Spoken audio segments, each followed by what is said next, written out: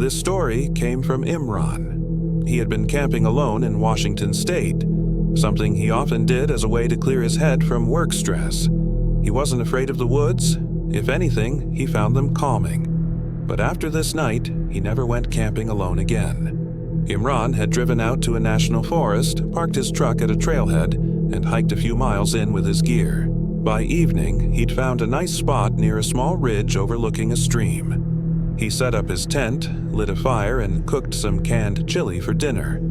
It was routine, the kind of night he had experienced dozens of times before. But while sitting by the fire, he noticed something off. Across the stream, between the trees, he saw a faint glow.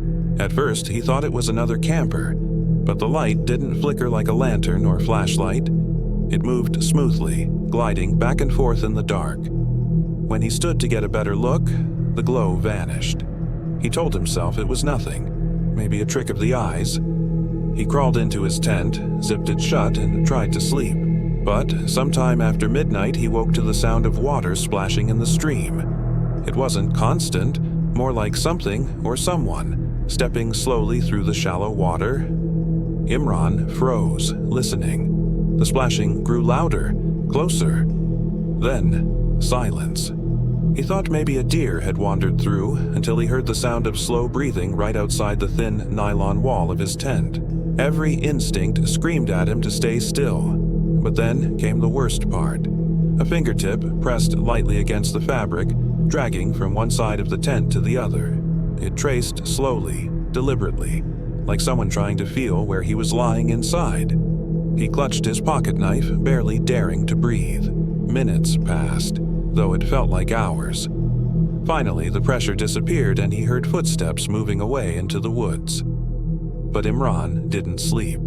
He just sat there, gripping the knife until dawn. When the sun finally rose, he stepped outside to look around.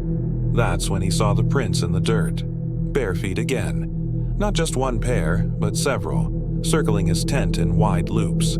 Even stranger, scattered along the ground near the fire pit were smooth stones. Each stone had been stacked carefully into little towers, surrounding his camp in a rough circle. Imran said he grabbed his gear and left immediately, heart racing the whole hike back. He couldn't shake the feeling that whoever or whatever had visited him during the night had been playing with him, watching him, testing him. He hasn't gone camping alone since. This story came from Lena. She was 22 when this happened and had gone camping with her cousin Danielle in the mountains of Colorado. The plan was to hike up a trail, set up camp for one night, and return the next day. Danielle had more experience outdoors than she did, so Lena trusted him. She admits now that it was her first mistake, assuming someone else always had things under control. The hike up was beautiful but exhausting. The forest was dense, and as the sun lowered, the shadows stretched long across the path. By the time they reached a flat clearing to pitch their tent, dusk had fallen. Danielle started a fire while Lena set out their sleeping bags. They ate noodles cooked over the flame and laughed about old family memories. She remembers feeling grateful, like she was in the middle of one of those perfect bonding trips she'd tell her kids about someday. But when the fire died down and the woods went black, her sense of comfort disappeared. The forest didn't sound alive anymore. It was silent, suffocating. Danielle teased her for being scared, but she noticed that he kept glancing over his shoulder too. They zipped up the tent and tried to sleep. That's when things got strange. Around midnight, Lena woke up to a faint tapping sound. At first, she thought it was a branch swaying in the wind, but then she realized it was deliberate, like fingernails clicking against the tent fabric. Tap, tap, tap, slowly, circling. She held her breath, hoping Danielle was awake too. After a moment, he whispered, "Do you hear that?" She didn't answer, just clutched his arm tighter. The tapping stopped, replaced by heavy breathing right outside the tent. Not animal breathing. It was too steady, too close. Lena swore she could hear the inhale and exhale of someone crouching just inches away from her head. Daniel grabbed a pocket knife from his bag and held it tight. They sat there, frozen, listening. Then came a sound that made her blood run cold. A man's voice, low, whispering. She couldn't make out the words at first, but then they became clear. "I see you." Just those 3 words, spoken softly, like a cruel taunt. Lena nearly screamed, but Daniel covered her mouth, shaking his head. They sat there in complete silence, listening to footsteps retreat into the woods. Minutes passed. Nothing happened, but neither of them dared move.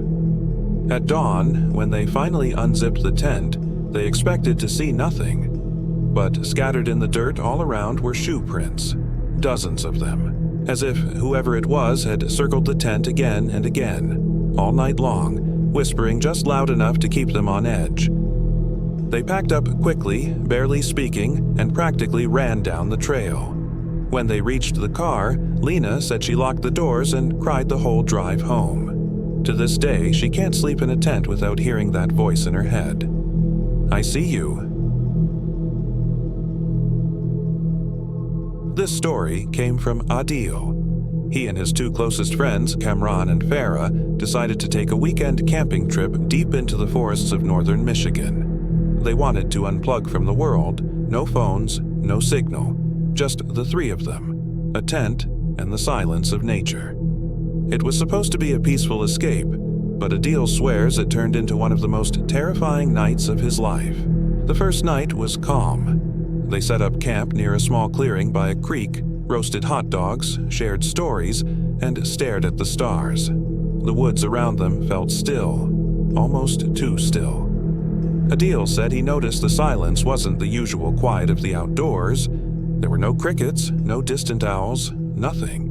Just a heavy quiet that made him uneasy, but he pushed it aside, not wanting to kill the mood. It was around 1 a.m. when they decided to crawl into the tent. Adil had trouble sleeping. He kept hearing faint snapping sounds like branches breaking far off in the woods. He thought maybe it was deer, but then he realized they weren't random noises. The breaks were rhythmic. Step, step, step. Almost like footsteps circling the clearing. Trying not to panic, he nudged Kamran awake. Kamran groaned, told him to relax, and rolled back over. But Adil stayed awake, listening. Then, just as he was drifting off, Farah whispered, "Do you guys hear that?" Her voice was shaking. She had been awake too, listening. All 3 of them went silent, ears straining. The footsteps stopped. For a few moments, there was nothing. Then, from the darkness came the sound of something dragging slowly across the ground, like a stick or maybe a foot being pulled through the dirt. It circled once, then again, closer this time. Kamran finally sat up and whispered that maybe it was an animal. But Adil said the sound was deliberate, steady, too controlled to be random. That was when Farah clutched his arm and pointed toward the thin fabric of the tent wall. Through the faint glow of their dying campfire, they saw it. A shadow. A tall figure just standing there completely motionless. None of them breathed. The figure lingered for a few seconds, then moved slowly around the tent, the outline dragging something across the ground.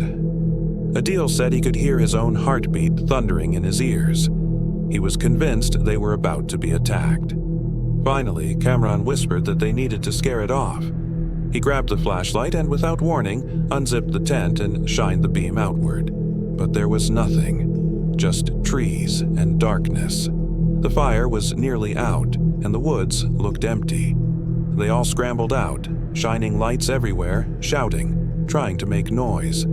Still, they saw nothing. They sat awake by the dim fire until dawn, too terrified to sleep. When the sun rose, they decided to pack up and leave immediately.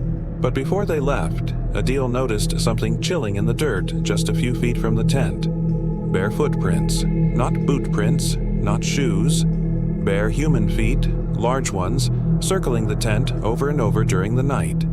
He said to this day he doesn't know who or what was out there in the forest watching them. But every time he tries to camp again, the memory of that shadow, those dragging sounds, and the barefoot tracks stop him cold. He hasn't gone back since.